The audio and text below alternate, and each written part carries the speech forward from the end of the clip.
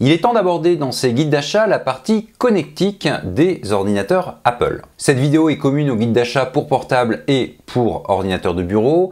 Et bien entendu, si vous n'avez pas vu les vidéos d'origine, je vous invite à les regarder avant. Donc vous pourrez retrouver dans la description de cette vidéo le lien pour aller vers l'introduction du guide d'achat pour ordinateur portable Apple, ainsi que le lien pour aller sur l'introduction du guide d'achat des ordinateurs de bureau Apple. Mais donc, la connectique, qu'est-ce que c'est? C'est tout simplement les entrées-sorties qu'il y a sur votre ordinateur et qui vous permettent de connecter des choses, un écran, un disque dur, une clé USB, une imprimante, etc. Alors, je vais séparer cette connectique en deux parties. D'un côté, vous avez la connectique qui disparaît et de l'autre, vous avez une connectique qui va évoluer. Alors, pour faire simple, qu'est-ce que j'entends par une connectique qui disparaît? Eh bien, c'est très simple. Si je m'attarde sur les ordinateurs portables, MacBook, MacBook Pro et MacBook Air, sur les MacBook et MacBook Pro, vous n'avez plus de lecteur de carte SD. Lecteur de carte SD qui existe toujours sur le MacBook Air, puisque je le rappelle, j'en ai parlé précédemment, cette gamme est en fait une gamme assez ancienne. Le design extérieur date de 2010. Donc, le lecteur de carte SD existe toujours sur les MacBook Air, mais n'existe plus sur les MacBook et MacBook Pro. Les ordinateurs de bureau, que ce soit Mac mini ou iMac, ont toujours un lecteur de carte SD. Alors, est-ce que cette disparition est grave? Je serais tenté de vous dire, ça dépend de l'usage que vous avez. Mais attention, si jusqu'à maintenant vous vous serviez régulièrement du lecteur de carte SD de votre Mac portable, il faut bien penser à une chose, est-ce que vous avez vraiment besoin d'un lecteur de carte SD?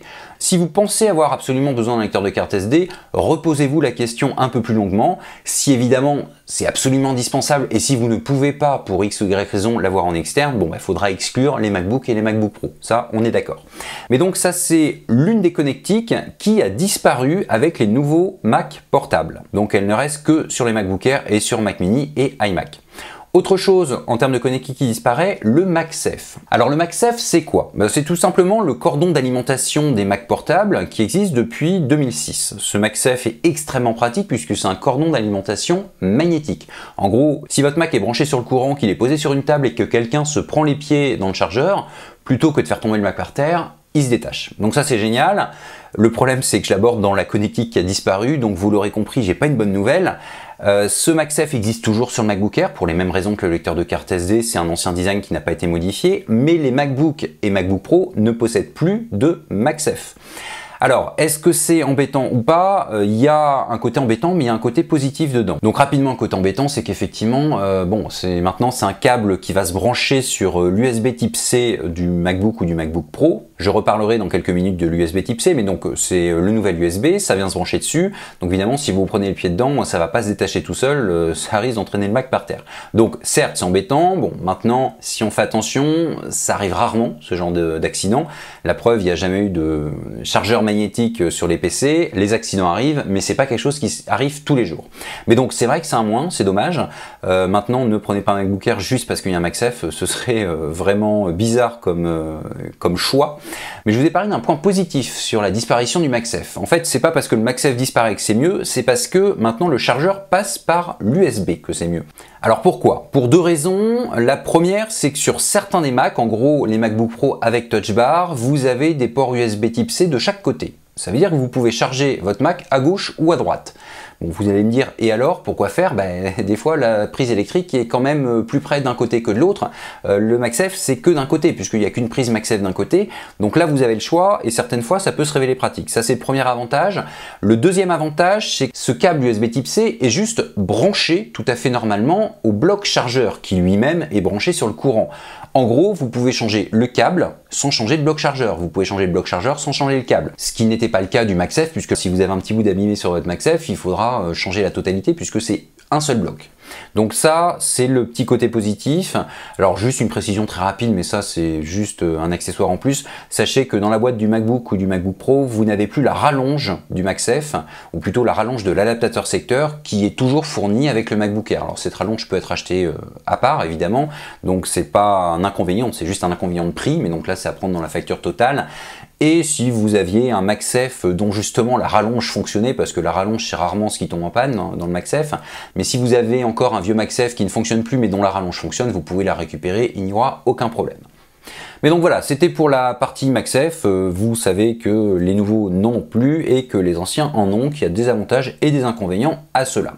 Maintenant, j'aimerais vous parler du gros du problème, ou plutôt du sujet, c'est la connectique qui évolue. En général, depuis très longtemps, sur la plupart des Mac, vous avez deux normes en connectique, l'USB, qui est à la base une connectique bas débit. Alors certes, je sais que maintenant avec l'USB 3, on est beaucoup plus rapide que le premier USB, mais à la base, c'était l'USB bas débit et il y a toujours eu sur quasiment tous les Mac une norme très haut débit de transfert. Depuis quelques années, on est sur du Thunderbolt. Alors avant, c'était le FireWire, mais je n'en parle plus, c'est abandonné par Apple. Mais donc, le Thunderbolt a évolué, l'USB a évolué. En gros, je vais reparler des ordinateurs portables, puisque c'est surtout là-dessus que ça va se jouer. La connectique du MacBook Air n'a pas changé, vous avez l'ancienne norme USB, l'ancienne norme Thunderbolt. Donc c'est du Thunderbolt 2 et c'est de l'USB type A. Vous n'avez peut-être jamais dit type A, mais en gros c'est le petit USB rectangulaire qui existe depuis très longtemps. Maintenant, sur les MacBook et MacBook Pro, vous n'avez plus d'USB type A, vous avez de l'USB type C. Pourquoi on passe au type C? Parce que c'est la nouvelle norme de l'USB, c'est pas Apple qui l'a inventé, c'est le consortium USB qui inclut plein de constructeurs, dont Apple d'ailleurs, qui l'a mis en œuvre parce que tout simplement l'USB type A est gros par rapport à la finesse des ordinateurs et même des téléphones portables actuels, et surtout il est fragile, on peut pas le mettre des deux côtés. Donc pour l'USB type C, on se pose pas de questions, il est réversible, on peut mettre le câble dans un sens ou dans l'autre, il est beaucoup plus petit et beaucoup plus solide. Il y a d'autres avantages, mais je vais juste m'attarder sur cela. Donc sur MacBook et MacBook Pro, on passe à l'USB type C. Le Thunderbolt, qui est donc l'interface haut débit, je vais l'appeler comme ça, est plus rapide que l'USB. Alors il n'existe pas sur le MacBook, par contre sur le MacBook Pro, vous avez 2 ou 4 ports Thunderbolt 3, ça dépend évidemment d'un modèle avec Touch Bar ou sans Touch Bar, mais vous avez des ports Thunderbolt 3. Alors attention, ça va pas être compliqué, il faut juste bien suivre. L'USB type C que vous avez sur le MacBook n'est que de l'USB. Vous allez me dire c'est logique. Oui, mais non, parce que sur les MacBook Pro, le Thunderbolt 3 et l'USB type C ont la même forme et en fait sont sur le même connecteur. Donc si je prends l'exemple d'un MacBook Pro Touch Bar, il y a 4 connectiques qui fait à la fois Thunderbolt 3 et à la fois USB type C. Donc ça veut dire que sur un MacBook Pro, Touch Bar ou pas Touch Bar, mais un MacBook Pro actuel, vous n'avez pas à vous poser la question pour savoir si c'est de l'USB type C ou du Thunderbolt 3, parce qu'évidemment physiquement ça se ressemble, vous le branchez, ça marche. Par contre sur le MacBook, c'est peut-être la même forme que le Thunderbolt 3, mais ce n'en est pas, c'est uniquement de l'USB type C. Alors, puisqu'on parle de l'USB type C, notez une chose importante, le MacBook ne possède qu'un seul port USB type C. Si vous devez brancher sur le courant et en même temps connecter une clé USB par exemple, soit vous achetez un périphérique chez Apple qui va vous permettre de faire les deux en même temps, soit faudra débrancher le courant pour brancher la clé USB. Donc voilà, c'est juste pour préciser ça, sur les MacBook Pro, vous avez 2 Thunderbolt 3 USB type C sur les modèles qui n'ont pas de Touch Bar et 4 sur les modèles qui en ont une. Bon, maintenant, j'ai fait un petit tour du propriétaire sur les portables. Sur les fixes, c'est très simple. Les Mac Mini, c'est comme les MacBook Air, c'est des vieux designs qui n'ont pas été mis à jour depuis longtemps. Là, je parle de la mise à jour extérieure, enfin, quoique le Mac Mini, même la mise à jour intérieure, n'a pas été faite depuis longtemps. Mais donc, vous n'avez pas d'USB type C, vous n'avez pas de Thunderbolt 3. Ce sont juste les anciennes normes que vous connaissez sur les anciens Mac. Alors, comme c'est un ordinateur de bureau, vous avez aussi une prise réseau, une prise Ethernet, chose qu'on ne peut plus avoir depuis longtemps sur les portables Apple, puisqu'ils sont beaucoup trop fins, mais que l'on peut avoir via des adaptateurs Thunderbolt ou USB vers Ethernet. Vous en trouverez sur le site d'Apple, mais également chez d'autres vendeurs sans aucun problème. Mais donc sur le Mac Mini, vous aurez ce que j'appelle les anciennes connectiques. Sur les iMac qui sont très récents, ils ont quelques mois, vous aurez un peu des deux. Parce que sur le portable, Apple peut pas se permettre déjà d'un point de vue de place de mettre des anciens USB, des nouveaux USB, de l'ancien Thunderbolt, du nouveau. Il n'y a pas la place pour mettre tout ça. Par contre, sur l'iMac, ça pose pas de problème. Donc vous avez un mix sur l'iMac. Vous avez toujours le lecteur de carte, bien sûr. Mais vous avez aussi 4 USB type A, donc le fameux rectangle, ce que j'appellerais l'ancienne norme USB. Et vous avez 2 prises Thunderbolt 3 USB type C, donc qui font les deux, comme sur les MacBook Pro. Et bien entendu, vous avez la prise réseau, la prise Ethernet. Mais ça, c'est comme le Mac Mini. Pour l'instant, tous les Macs de bureau ont toujours une prise réseau. Alors, j'ai pas précisé une chose, comme tous les Macs, que ce soit portable ou fixe, il y a toujours une sortie son pour brancher un casque, cela va de soi, ou des enceintes externes, cela va de soi. Maintenant, tous les Macs sont fournis avec du Bluetooth et de l'AirPort, c'est le nom que donne Apple au Wi-Fi, mais donc ça, pas de souci. Donc tous les Macs actuels peuvent évidemment fonctionner avec n'importe quel réseau Wi-Fi. Bon, maintenant que j'ai terminé le tour du propriétaire chez les Mac de bureau aussi, j'aimerais m'attarder un tout petit peu sur cette nouvelle connectique, l'USB type C et le Thunderbolt 3. Alors déjà pour commencer, vous vous en doutez, si vous achetez un Mac qui n'a que l'USB type C Thunderbolt 3, il va bien falloir à un moment donné brancher les anciens disques durs, les anciennes clés USB, enfin bref, les périphériques que vous possédez déjà. Donc il y a évidemment des adaptateurs qui existent. Alors il y a plein d'adaptateurs qui existent, vous avez peut-être vu des photos avec des dizaines d'adaptateurs à côté d'un Mac, il va de soi que vous n'aurez pas besoin de brancher des dizaines d'adaptateurs à côté d'un Mac. En gros, il y a un adaptateur qui sera pour moi indispensable, c'est l'adaptateur USB type C vers USB type A. Effectivement, même si vous, chez vous, vous rachetez des clés USB type C, vous rachetez des disques durs USB type C, bref, vous rachetez tout ce qu'il faut pour brancher sur les nouveaux MacBook ou MacBook Pro, si un ami passe avec une clé USB en USB type A, ou si vous êtes en déplacement et que quelqu'un doit vous donner des données sur une clé USB ou un disque dur externe en USB type A, il faudra bien le brancher. Donc je pense qu'il est impératif d'avoir 7 adaptateurs, et je ne parle pas d'en avoir 4, hein, un seul suffira, d'avoir 7 adaptateurs dans le sac avec votre Mac. Ça prend vraiment pas de place, ce ne sera pas un problème de le transporter. Maintenant, il y a d'autres adaptateurs qui ne vous seront pas forcément nécessaires. En fait, ça dépend de ce que vous possédez déjà et surtout ce que vous allez faire. Si vous possédez plusieurs justement de ces anciens adaptateurs, vous avez possibilité sur un MacBook Pro de prendre un adaptateur Thunderbolt 3 vers Thunderbolt 2. Les adaptateurs dont je viens de vous parler étant pour la plupart en Thunderbolt, ça vous permet de réutiliser justement tous vos anciens adaptateurs sans racheter tout, vous rachetez juste un adaptateur. Mais donc, tout ça pour vous dire que c'est pas nouveau qu'il faille des adaptateurs pour fonctionner, donc c'est pas grave si vous avez besoin d'adaptateurs, c'est pas ça qui doit définir le choix de l'ordinateur, mais sachez que vous devrez, à mes yeux, acheter au moins un adaptateur USB type C vers USB type A pour votre nouveau Mac portable, s'il a la nouvelle connectique. Donc en gros, si ce n'est pas un MacBook Air. Maintenant, outre ce problème d'adaptateur, j'aimerais justement aller sur un point essentiel, c'est qu'on est en train de changer de technologie, ou plutôt en train de changer de connectique. Ça reste quand même des technologies similaires, mais on change de connectique. Il faut penser qu'à chaque changement, il y a une question essentielle justement à se poser. Est-ce que j'achète un produit qui possède une ancienne norme, au risque qu'il soit obsolète très rapidement, ou est-ce que, comme la norme est assez récente, j'attends que cette nouvelle norme se soit bien implantée, qu'elle n'ait pas disparu, qu'il n'y ait plus de bugs, pour que le nouveau produit que j'achète possède cette nouvelle norme? Alors, comme je l'ai dit, on ne change pas complètement de norme. On reste sur de l'USB, on reste sur du Thunderbolt, c'est juste la prise qui change et la façon du coup de l'utiliser, parce qu'évidemment avoir des connecteurs plus petits permettra notamment de réduire encore la taille des ordinateurs. Mais on change pas complètement de technologie. Donc je serais tenté de vous dire que acheter là maintenant un MacBook Pro par exemple avec le Thunderbolt 3 USB type C, c'est pas gênant, vous n'allez pas le regretter, ça disparaîtra pas. L'USB, de toute façon, maintenant, on passe à l'USB type C. Cependant, vu le nombre de constructeurs et le nombre de produits qui existent en USB type A et qui sont existants depuis plus de 15 ans, évidemment, ça ne va pas disparaître du jour au lendemain. Évidemment, il y a encore beaucoup plus de produits fabriqués en USB type A qu'en USB type C. Donc de toute façon, le changement sera assez lent. Maintenant, pour moi, il n'y a pas d'inconvénient à passer sur ce nouveau Thunderbolt ou ce nouvel USB.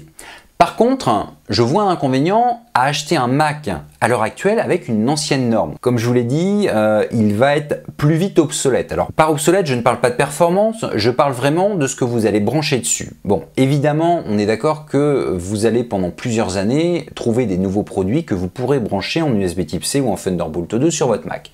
Le problème, c'est que vous allez investir dans une technologie qui ne survivra pas dans 5-6 ans quand vous changerez de Mac, ou peut-être avant quand vous changerez de Mac. Donc il faudra peut-être à ce moment-là rechanger.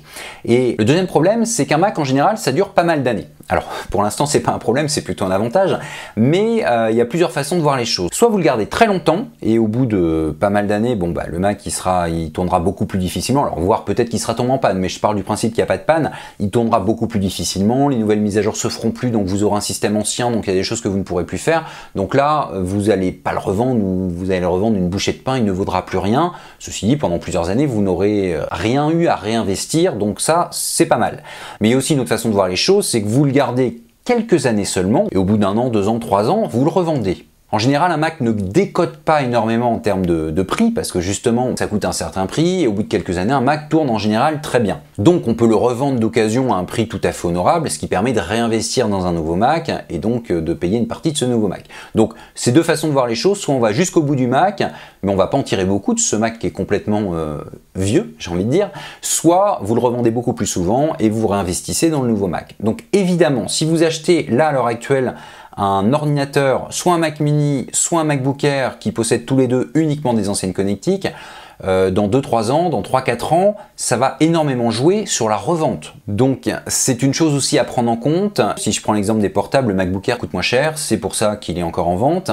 Évidemment, c'est toujours tentant d'avoir un ticket d'entrée moins élevé. Donc je ne dis pas qu'il ne faut pas acheter un MacBook Air, je dis juste que pour, entre autres, la question de connectique, je ne recommande pas justement un achat actuel. J'en reparlerai de toute façon dans la vidéo de conclusion, mais en tout cas, je vous ai énuméré la plupart de la connectique. Je dis la plupart parce qu'il y a 2-3 choses que je n'ai pas vues. Je peux aussi d'ailleurs rapidement parler de la webcam, du micro et des haut-parleurs. Évidemment, tous les Macs qui ont des écrans sont fournis avec une webcam, donc le Mac mini n'ayant pas d'écran n'a pas de webcam. Le Mac mini n'a pas non plus de micro, les autres ont tous un micro, et au niveau haut-parleurs, tous les Macs fournis par Apple, tous les Macs vendus par Apple possèdent des haut-parleurs. Mais évidemment, sur un Mac mini, le haut-parleur est très léger, au contraire des iMac où les haut-parleurs seront très bons en termes de qualité. Alors évidemment, si vous êtes un puriste, vous écoutez de la musique classique, évidemment, le haut-parleur de l'iMac va peut-être pas vous suffire, mais franchement, pour regarder des films et même écouter de la musique sans être un gros puriste, les haut-parleurs de l'iMac suffisent amplement. Maintenant pour les portables, ça reste des portables, donc les haut-parleurs sont forcément plus légers que sur du fixe. N'hésitez pas à brancher des enceintes externes, si ce n'est un casque si vous êtes juste à côté. Cependant, les haut-parleurs du MacBook Pro sont plutôt pas mal, mais ça reste encore une fois des haut-parleurs de portable. Mais dans tous les cas, pensez que le Mac mini c'est un peu le parent pauvre, vu que c'est juste une petite tour, il est fourni sans écran, il n'y a pas de webcam, il n'y a pas de micro, et au niveau haut-parleur, Apple a mis le strict minimum. Bon, j'ai terminé ce que je voulais vous dire sur la connectique. À vous d'adapter ce que je vous ai dit à vos besoins. Je le redis évidemment, chacun a des besoins différents, donc à vous de voir et de prendre ce qui vous intéresse par rapport à vos besoins. Évidemment, toutes les vidéos que vous avez vues, si vous avez regardé ce guide d'achat dans l'ordre, je vais en reprendre des petits bouts pour, dans la prochaine vidéo, vous donner mes conseils d'achat précis, soit pour ordinateur portable. Il y a un lien en haut à droite, vous pouvez cliquer dessus pour y accéder. Bien sûr, je remets ce lien dans la description de cette vidéo. Soit mes conseils d'achat pour un ordinateur de bureau Apple. Donc pareil, en haut à droite, vous avez un lien qui va vous permettre d'y accéder. Et sinon, je l'ai mis dans la description de cette vidéo.